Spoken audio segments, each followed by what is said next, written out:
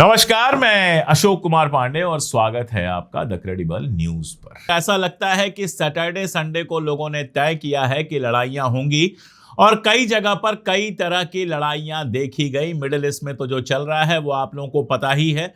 America ने Iran पे attack किया, ईरान ने पलट के अटैक किया, लेबनान में लड़ाई चल रही है, गजा के ऊपर हमला हुआ है, उस पर तो मैं आऊंगा। लेकिन हमारे अगल बगल अगर देखा जाए तो पाकिस्तान ने अफगानिस्तान के ऊपर अटैक किया जिसमें 20-25 लोगों के मारे जाने की खबर आ रही है। कराची में एक आतंकवादी घटना हुई जिसके बाद पाकिस्तान ने इसका सारा ब्लेम जो है वो हिंदुस्तान के ऊपर मढ़ा।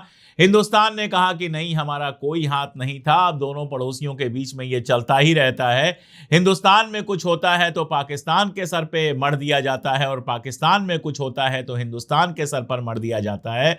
दोनों मुल्कों को यह समझ में नहीं आता कि उनकी जिम्मेदारी एक दूसरे को उंगली दिखाना नहीं है, अपने लोगों की, अपने जो लोग हैं, अपनी जो आवाम है उसकी सुरक्षा करना है, उसकी हिफाजत करना है। लेकिन जो काम नहीं कर पाते हैं उस काम के लिए सामने वाले को जिम्मेदार ठहरा देते हैं ताकि आवाम ये सवाल न पूछे कि हमारे ऊपर बम कैसे गिरे। कभी मैं डिटेल में पाकिस्तान, अफगानिस्तान और खास तौर पर एक और इलाका है जहां इस समय बहुत चहल पहल है और वो है पाकिस्तान वाला कश्मीर, जिसको पाकिस्तान एडमिनिस्ट्रेटेड कश्मीर कहते हैं या हिंदुस्तान में जिसको पाकिस्तान ऑक्युपाइड कश्मीर कहते हैं। वहां पर भी 12-13 लोगों के मारे जाने की खबर है और आवाम का जो मूवमेंट है उसको लगातार दबाया जा रहा है। इन सब पर कभी अलग से और डिटेल में बात करूंगा। अभी तो बात ईरान और मिडिल ईस्ट की होगी। आपने देखा कि किस तरह से स्ट्रेट ऑफ हॉर्मुज को लेकर एक बार फिर बवाल जैसी कंडीशन बन गई। ऐसे वीडियोस आए, तेहरान टाइम्स ने ऐसा एक वीडियो जारी किया जिससे यह पता चला कि अमेरिका अपने लॉजिस्टिक्स को बहुत बड़े पैमाने पर मिडिल ईस्ट में ट्रांसफर कर रहा है। बहुत सारे जहाज आ रहे हैं, बाकी सारी चीजें आ रही हैं और एकदम से माहौल ऐसा लगा जैसे कि लड़ाई फिर से शुरू हो सकती है। असल में कुल मिलाजुलाकर मामला यह है कि 23 जून को अमेरिका ने होर्मुज स्ट्रेट में जो जहाज फंसे हुए हैं उनके लिए 2 नए रास्तों का ऐलान कर दिया कि इन रास्तों से वो जा सकते हैं। लेकिन ईरान का कहना यह था कि जब तक हम परमिशन नहीं देंगे किसी रास्ते से कोई जहाज नहीं जा सकता। 25 जून को ओमान का जो तट है उसके पास एयर लवली नाम का एक जहाज था जिसके ऊपर ईरान ने ड्रोन से अटैक किया। जहाज को नुकसान पहुंचा लेकिन कोई इसमें मारा नहीं गया। 26 जून को अमेरिका ने कहा कि ये तो सीज फायर तोड़ना हो गया और ईरान के मिसाइल, ड्रोन और रडार वाले ठिकानों पर हमला किया। 27 जून को ईरान ने अमेरिकी ठिकानों पर जबरदस्त जवाबी हमला किया और बहरीन और कुवैत में अमेरिका के जो बेस हैं उनको बहुत ज्यादा नुकसान पहुंचा। उसके बाद पूरा माहौल गर्म हो गया। 28 जून को अमेरिका ने एक बार फिर से ईरान के ऊपर अटैक किया और तुरंत इस बार बिना इंतजार किए ईरान ने कुवैत और बहरीन में जो अमेरिकी अड्डे हैं उनके ऊपर जो अटैक किया है। जो खबरें आ रही हैं अगर उनको सही माने तो वो बहुत जबरदस्त अटैक है। कई अड्डों को पूरी तरह से तबाह और बर्बाद कर दिया गया है। अब इसके बाद लॉजिस्टिक्स लगातार आने लगे, दोनों तरफ से बयानात आने लगे। एक तरफ ईरान ने कहा कि स्ट्रेट ऑफ हॉर्मुज पर हम कोई बदमाशी बर्दाश्त नहीं करेंगे, दूसरी तरफ से ट्रंप का बयान आ गया कि ईरान को नेस्तनाबूद कर देंगे, वजूद खत्म कर देंगे,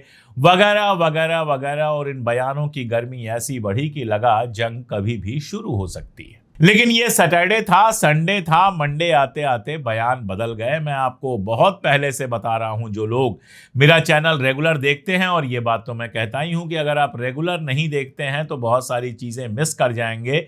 तो रेगुलर देख सकें और हमारे चैनल को सपोर्ट कर सकें, इसके लिए जरूरी है कि आप चैनल को सब्सक्राइब कर लें और हमारी ताकत बने।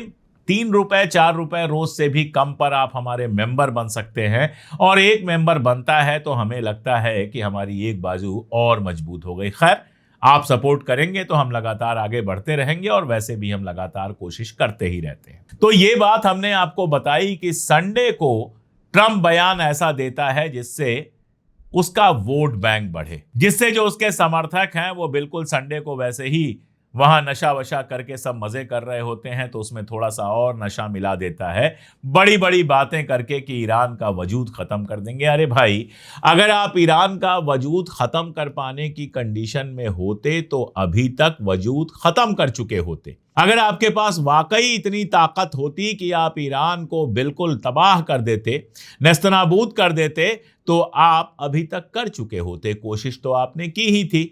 शुरुआत आपने मीनाब में एक बच्चों के स्कूल पर बम गिरा के की, उसके बाद भी आप लगातार सिविलियन ठिकानों पर हमला करते रहे, लगातार मिलिट्री ठिकानों पर हमला करते रहे, साइंस की यूनिवर्सिटीज तक पर आपने हमला किया, पुलों पर हमला किया, जहां जहां हमला कर सकते थे वहां वहां तो किया।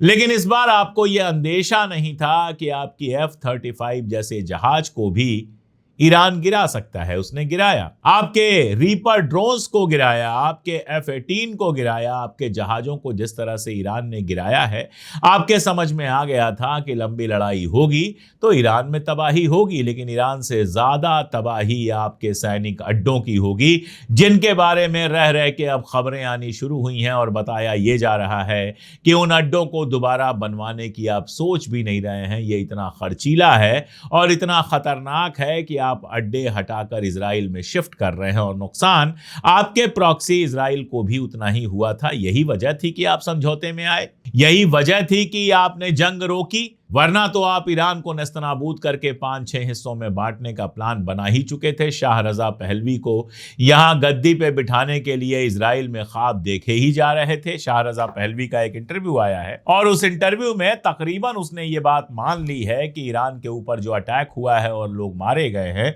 वो उसकी वजह से हुआ है। 2 साल पहले जो वो इजराइल गया था उस समय प्लान बना था वगैरह वगैरह। तो ईरान की आवाम भी जानती है कि शाह रजा पहलवी अपनी गद्दी के लिए उनको मरवा रहा है। खैर, मैं बात ये कर रहा था कि ट्रंप का जो बयान था उस बयान को किसी ने सीरियसली नहीं लिया सिवाय कुछ खबर नवीसों के। उन्होंने जरूर सोशल मीडिया पे बहुत ज्यादा हंगामा मचाया और कहा कि जंग दोबारा शुरू होने वाली है, ट्रंप ने धमकी दी है, ये हुआ है वो हुआ है, लेकिन इस धमकी को ईरान और बाकी कोई भी सीरियसली नहीं ले रहा था। हालांकि ईरान वही ट्रिगर पर एक उंगली है, तैयार लगातार है, अपनी तैयारी की बात लगातार करता है कि हम बर्दाश्त नहीं करेंगे, हमला हुआ तो हम भी हमला करेंगे। ये सारी चीजें हुई, लेकिन बाजार खुलता है मंडे को। कल तेल की प्राइस बढ़ गई थी, बाजार खुलता है मंडे को और मंडे को बाजार संभालने के लिए लड़ाइयां रुक जाती हैं। इसीलिए सुबह होते होते अगले दिन का अंदेशा आते आते बयान बदल गए और अब ये बयान आ रहा है कि बातचीत जारी रहेगी और खास तौर पर समझौता जो हुआ है, एमओयू हुआ है, उसके सारे पॉइंट्स पर तो बातचीत होगी। टेक्निकल जो बातचीत है एटॉमिक और बाकी सारी चीजों को लेकर, उस पर भी बातचीत होगी। ईरान ये भी जोर देगा कि जो हमारे एसेट फ्रीज करने की बात थी वो भी किया जाए। लेकिन इस पॉइंट पर सबसे बड़ा जो मुद्दा है वो मुद्दा है लेबनान का। दरअसल आपने एमओयू देखा है, हमने आपको एमओयू के सारे पॉइंट्स कई बार बताए हैं। पहला ही पॉइंट जो है वो सारे मोर्चों पर जंग रोकने के मुतल्लिक है और लेबनान का उसमें खास तौर पर जिक्र किया गया है। लेकिन आप देखिए, अमेरिका और ईरान का एमओयू साइन हो जाता है, इजराइल और लेबनान के बीच सीज फायर साइन हो जाता है, इजराइल और हमास के बीच सीज फायर हो चुका है गजा को लेकर। लेकिन अगर केवल कल की तारीख को आप देखिए तो गजा के ऊपर बम गिरा है, लेबनान में इजराइल की आर्मी लड़ रही है, बम गिरा रही है, और सीरिया में भी घुस गई है इजराइल की आर्मी, वहां भी गोलन हाइट्स के आसपास लड़ाई चल रही है। लेबनान और बाकी की बात तो करूंगा ही, लेकिन सीरिया वाला बड़ा इंटरेस्टिंग है। अल शरा के गद्दी पर बैठने के बाद जो बड़ा खतरा था इजराइल को, जिसमें लेबनान, ईरान और सीरिया का एक पूरा कनेक्शन बनता था, सीरिया के थ्रू हिजबुल्लाह को हथियार वगैरह पहुंचाए जाते थे, वो तो खत्म हो गया। सीरिया में अल शरा बैठा है जो बेचारा इजराइल से लड़ना भी नहीं चाहता, जो लगातार कह रहा है हम तो अच्छे रिश्ते बनाना चाहते हैं, लेकिन गोलानी हाइट्स पर या गोलन हाइट्स उसको कहिए, गोलन हाइट्स पर जिस तरह का कब्जा है इजराइल का, जिस तरह से फायदा उठाकर, असद के हटाए जाने का फायदा उठाकर गोलन हाइट्स पर अपना कब्जा मजबूत किया इजराइल ने, उसको लेकर सीरिया की जनता में गुस्सा है। जो सदर्न सीरिया है, साउथ सीरिया है, दक्षिण वाला जो सीरिया है, उसमें लोगों के अंदर गुस्सा तो है, और वो इलाका ऐसा है जिस इलाके में असद का इफेक्ट भी अच्छा था और ईरान और रेजिस्टेंस का सपोर्ट भी है। तो उस इलाके को लगातार इजराइल और आगे बढ़ते हुए कब्जा करना चाहता है। कल यही हुआ, इजराइल ने हमला किया तो वहां के लोकल लोग उसके खिलाफ खड़े हो गए। ये बड़ा मजेदार है कि चाहे वो लेबनान हो चाहे सीरिया हो, आर्मी वहां की नहीं लड़ती इजराइल से, लोकल लोग लड़ते हैं। तो लोकल लोग खड़े हो गए, अपने हथियारों से मुकाबला किया, काफी नुकसान भी पहुंचाया है, खबरें आएंगी। और कई लोगों का कहना है कि यह सीरिया में सीरियन इंतिफादा की शुरुआत है, यानी सीरिया के लोगों के आप कह सकते हैं कि विद्रोह की शुरुआत है, जो इजराइल से ज्यादा अल-शरा को महंगी पड़ सकती है। उधर लेबनान में समझौता हुआ। समझौता क्या हुआ? समझौते में कहा गया एक सिक्योरिटी जोन है, दो मुल्कों के बीच में, लेबनान और इजराइल के बीच में एक सिक्योरिटी जोन है, जिस जोन में इजराइल को अटैक करने की आजादी रहेगी। अब जरा आप नक्शा देखेंगे तो इस सिक्योरिटी जोन में इजराइल का कोई इलाका नहीं है। अगर दो मुल्कों के बीच में मान लीजिए सिक्योरिटी जोन बना है तो इसका मानी यह होना चाहिए कि थोड़ा इलाका इजराइल का हो और थोड़ा इलाका लेबनान का हो, लेकिन यह सारा का सारा इलाका लेबनान का है, साउथ लेबनान का है, लिटनी रिवर के पास का इलाका। और ये वो इलाका है जहां कहा जाता है कि हिजबुल्लाह का असर है, शिया मुसलमान हैं, ईसाई हैं इस इलाके में, और यहां पर हिजबुल्लाह का अच्छा खासा असर है। तो इस इलाके को इजराइल का सिक्योरिटी जोन मान लिया गया और लेबनान की गवर्नमेंट ने कहा कि हुजूर आला, इस इलाके पे आप बम गिराएं, इस इलाके पे आप बंदूकें चलाएं, इस इलाके पे आप जमीनें कब्जा करें, इस इलाके में आप कुछ भी करें, इसकी आपको आज़ादी है। आपने दुनिया की कोई ऐसी सरकार सुनी है जो अपने ही एक इलाके में एक दूसरे मुल्क को, जो उसकी राजधानी पर हमला कर चुका है, बेरूत पर हमला कर चुका है, उसको आज़ादी दे दे कि आप वहां आराम से गोलियां चलाओ? और यही वजह है कि हिजबुल्लाह ने तुरंत कहा कि ये जो समझौता है ये नल एंड वायर्ड है, इसको हम नहीं मानते। तो हुआ ये कि वहां पर कल रात को जबरदस्त लड़ाई हुई है, रात भर लड़ाई हुई है। वहां एक गांव है डीर सीरियन गांव, और उस गांव में इजराइल के कैप्टन डेविड हजुत और स्पेशल ब्रिगेड के कई सारे सैनिक उस गांव में घुसने की कोशिश कर रहे थे, जिनका मुकाबला लेबनान की आर्मी ने नहीं, हिजबुल्लाह ने किया। और इस लड़ाई में कैप्टन डेविड हजुत मारे गए हैं, जो वहां के प्लाटून कमांडर थे, यानी कमांडर को ढेर कर दिया है हिजबुल्लाह के लड़ाकों ने। और भी कुछ सैनिक मारे गए हैं, लेकिन कंफर्मेशन अभी केवल प्लाटून कमांडर कैप्टन डेविड हजुत का आया है। और आप ये समझिए कि पूरे दिन की और रात की लड़ाई के बावजूद अभी उस गांव में वो नहीं घुस पाए हैं, क्योंकि हिजबुल्लाह मुकाबला कर रहा है। इसके अलावा हिजबुल्लाह ने नॉर्दर्न इजराइल में कई सारे अपने ड्रोन छोड़े हैं, और जिसमें अच्छा खासा नुकसान हुआ है। बताया जा रहा है कि 70-75 हजार इजरायली अपना घर छोड़कर भागे हुए हैं हिजबुल्लाह के डर से। तो लेबनान के मोर्चे पर लड़ाई अभी खत्म नहीं हुई है, और ईरान की तरफ से लगातार ये बयान आ रहा है, कालिबाफ का बयान आया है कि लेबनान से अमेरिका को यह बताना होगा कि लेबनान से एक फेज तरीके में, यानी टाइम बद्ध तरीके में, टाइम तय हो उसी टाइम में इजराइल की आर्मी पीछे हटे और अपने इलाके में जाए, लेबनान को खाली करे।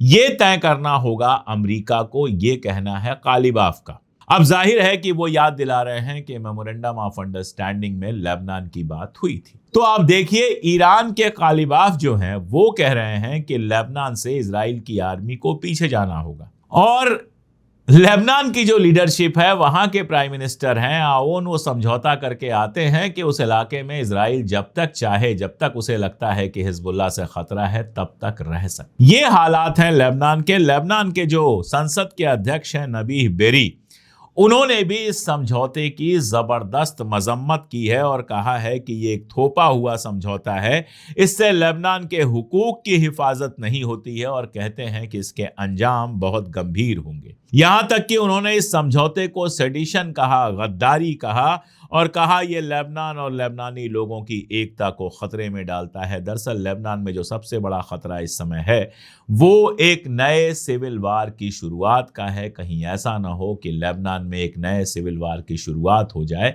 इजराइल जिसका फायदा उठाए। कालिबाफ की नबीह बेरी से बात हुई और उसके बाद ही उन्होंने ये बात कही कि ईरान का मकसद लेबनान में जंग को रोकना और इजराइल की आर्मी को फेज तरीके से धीरे धीरे लेबनान से बाहर भेजना है। अब यही वो बात है जिस पर लगातार विवाद बना हुआ है। और एक तरफ अमेरिका में, दरअसल देखिए अगर आप, तो ट्रंप का भी जो एडमिनिस्ट्रेशन है वो दो हिस्सों में बंट गया है। एक हिस्सा है जो अभी भी प्रो इजरायली है पूरी तरह से, और दूसरा हिस्सा है जिसको लगता है कि अब इजराइल से हमको थोड़ा पीछा छुड़ाना चाहिए, वरना कभी हम शांति और सुकून से नहीं रह सकेंगे। दरअसल मिडिल ईस्ट पूरी तरह से खतबदा रहा है और इसके सेंटर में अमेरिका नहीं इजराइल है। एर्दोगान ने एक प्रोग्राम में, जो उसकी पार्टी का प्रोग्राम था, उस प्रोग्राम में उसने कहा कि ज़ायनिज़्म तुर्की के लिए खतरा है। उसने कहा ज़ायनिज़्म जैसे लगातार बढ़ता जा रहा है, जैसे दूसरे मुल्कों की जमीन कब्जा कर रहा है, जैसे लगातार कट्टर होता जा रहा है, वो टर्की के लिए भी खतरा है। और एर्दोगान जब ये कह रहा है तो उसके पहले ही इजराइल के कई जिम्मेदार लोग ये बात कह चुके हैं कि अगला नंबर टर्की का है। तो टर्की को अगर ये लग रहा है कि इजराइल खतरा है तो ये बड़ा नेचुरल है। दरअसल F-16 जहाजों की बात है, अमेरिका देना चाहता है तुर्की को। अभी एक बयान में भी ट्रंप ने कहा था, उससे पूछा गया था, नाटो की मीटिंग होनी है तुर्की में, तो उसने कहा था हाँ मैं ये गिफ्ट दे सकता हूं तुर्की को। ये इजराइल के लिए बहुत मुश्किल बात है, जो चाहता था किसी तरह से नाटो टूट जाए, ताकि तुर्की जो नाटो में है, जिसके ऊपर हमला करने पर सारे नाटो मुल्कों पर हमला माना जाएगा, उससे तुर्की दूर हो जाए, साथ में तुर्की और अमेरिका के बीच का रिश्ता भी कमतर हो, ये चाहता था इजराइल। लेकिन लगता नहीं है कि अमेरिका तुर्की से रिश्ता खराब करना चाहता है। F-16 देने की बात है, नाटो से निकालने की बात ही नहीं है। ट्रंप ने कहा था कि तुर्की नाटो का ज़रूरी हिस्सा है। कई सारे लोग नहीं मानते हैं, लेकिन सच यही है कि तुर्की नाटो का ज़रूरी हिस्सा है। और आप जानते हैं कि एर्दोगान के साथ ट्रंप के जो रिलेशन है वो काफ़ी अच्छे हैं। अब जब ये बयान आता है एर्दोगान को, तो इजराइल को फिर से मौका मिल जाता है। नेतन्याहू फिर अमेरिका की गुहार लगाता है कि देखिए हुजूर, ये तो हमारे मुल्क को ख़त्म करने की बात कर रहे हैं, इस पर ध्यान देना चाहिए। मज़ेदार ये है कि जब आप कहते हो कि तुर्की खतरा है, जब आप कहते हो इजिप्ट खतरा है, जब आप किसी मुल्क पर हमला करते हो, तो उसके पास खुद को बचाने का राइट नहीं है। लेकिन कोई आपके खिलाफ बात कर दे तो तुरंत आपको रोना गाना सूझ जाता है और छोटे बच्चे की तरह, अमेरिका जैसे छोटे बच्चे मम्मी मम्मी चिल्लाते हैं, आप अमेरिका अमेरिका चिल्लाते हो। तो अब अमेरिका के ऊपर है कि ये जो बच्चा उसने पाला था, जो अब एक खतरनाक गुंडे में तब्दील हो गया है, इसको वो किस हद तक बर्दाश्त करेगा। रहा सवाल ईरान और अमेरिका का, तो मुझे लगता है अभी ऐसे ही चीज़ें चलती रहेंगी। कुछ हो सकता है, ऐसा नहीं है, एक गलती से जंग दोबारा शुरू हो सकती है, लेकिन फिलहाल मुझे लगता है कि दोनों ही और बातचीत से मसला किस हद तक सुलझ सकता है ये देख रहे हैं। इसलिए फिलहाल मुझे नहीं लगता कि जंग शुरू होगी, लेकिन आगे क्या होगा ये तो कोई नहीं कह सकता। आज के लिए इतना ही, बहुत शुक्रिया।